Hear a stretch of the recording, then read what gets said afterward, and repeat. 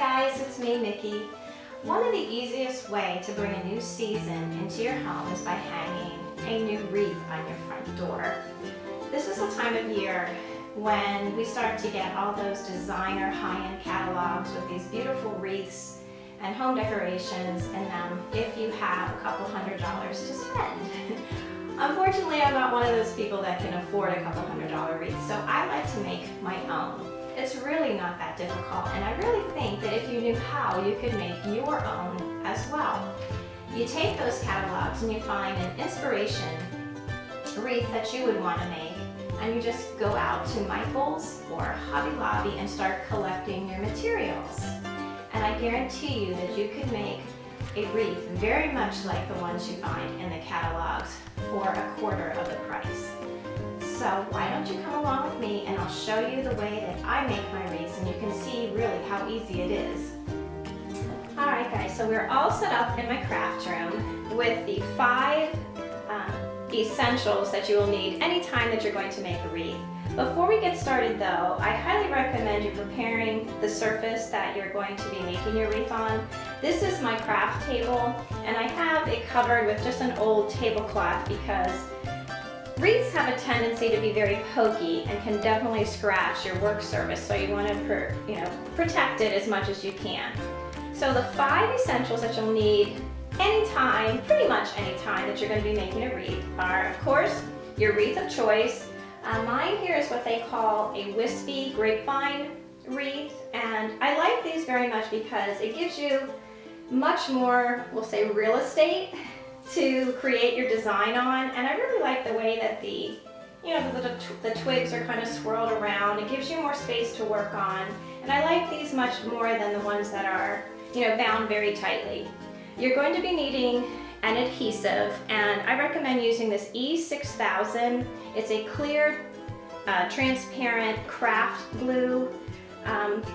This wreath is going to be hanging on my door in the spring and the summer, and I live south of the Mason-Dixon line, and we get really, really hot summers here. And if I would choose something like hot glue, by mid-July my poor wreath would be sliding down my door. So this E6000 is a great adhesive to use.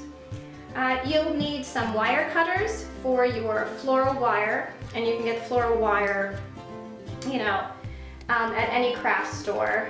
And also, if you can't find this E6000 adhesive, you can absolutely find it on Amazon.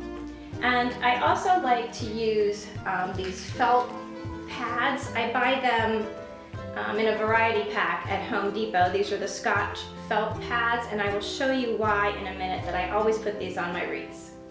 Alright, so let's get started. First thing that I always do is I turn my wreath over. And as you can see, there's a lot of wires, and the twigs are rather pokey. So what I like to do is I take these felt pads and I place them on the bottom of the wreath. So when you're hanging it on the door, it doesn't scratch your door. And that's what you're going to be using your E6000 adhesive for. So you're just going to put a little dab of this, and you just need a little dab of it on the back of your felt pad and hold it into place. So while the felt pads are drying on the back of your wreath, you're going to want to start preparing your flowers and the vines that you had chosen. And by preparing them, all I really mean is kind of doing some of the preliminary cutting, so that when you start to put your wreath together, you don't have to stop as often to cut your vines and your flowers apart. Okay, so now I have my flowers, my 2 different types of vines, separated and clipped, and my wreath is dry and we are ready to assemble. Always the first thing that you're going to want to do is do your greenery first, especially in the wreath that I've chosen to make. The greenery is really the background to the white flowers, so that's what we're going to get started on first.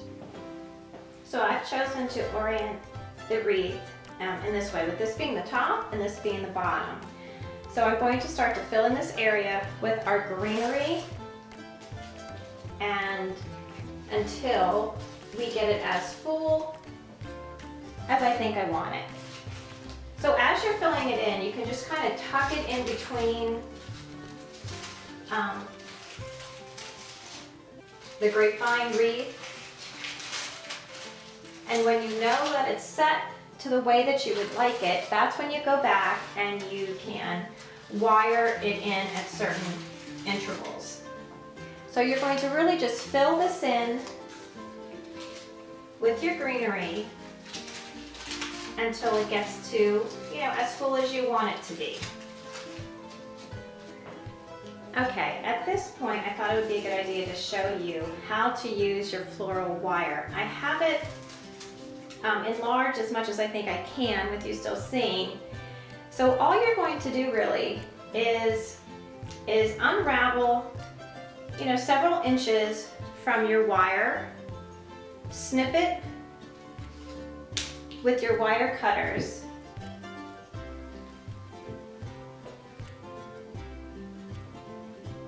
and put it through your wreath. You're just going to put it through and bring it up on the other side, just like this.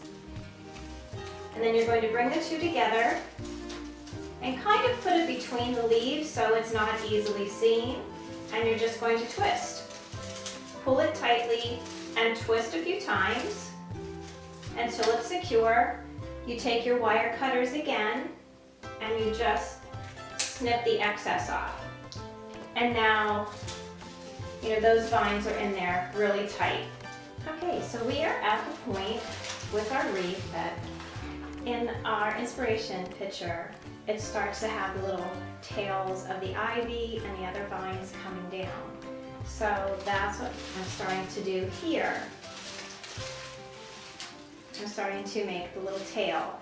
And if you do something like this and you don't have anything long enough to make a tail, you can always wire the pieces together to make it the length that you want. So now what I'll do is I'll start filling in these open areas and maybe add another little piece to the tail part, and then we'll start on the flowers. Okay, so I think we are at the point where we can start adding our white flowers up top. Hopefully this will be all in the shot. I have basically all the greens attached, and with our little tail down at the bottom. And on our inspiration picture, you can see that the white flowers are kind of like in like a horseshoe shape around the top. So I'm going to try to imitate that as much as I can. As you can see, I have some flowers placed, and I have some empty spots that I'm going to fill in to make that horseshoe shape as we saw in the picture. So at this point, all I'm really doing is just placing the flowers just to see if that's where I want them to be. I will go back and wire them in place once I'm sure that's where I want them to remain. Okay, at this point I think I'm pretty much done with the placement of my flowers. I may put another one kind of cascading down this way, but I'm pretty happy with the placement. So what I've done is I've cut a couple pieces of wire, just a couple inches long, and I'm going to go in and I'm going to secure the flowers at certain points. So I have the finished wreath hanging in my hallway just to see if there's any more spots I need to fill in. I can already tell there on the right I need to put another white flower coming down. But in the end I think it looks great. It came out larger and fuller than my inspiration picture, but that's usually what I go for anyway. I like a wreath to fill the door. So I'm just going to fill in that one little spot with a flower, and I think we can call this done. There you go. You can see how really easy it is. The wreath that you make may not match your inspiration picture, but it's unique and it's something that you created for yourself. I hope that you will give it a try because it's really not that difficult. If I could make them, you could make them. So let me know down below if you plan on making your own wreath this spring. And while you're there, I hope you subscribe so you can see what we're up to next. And until then, I hope you love the life that you have, and I will see you in the next video. Bye-bye.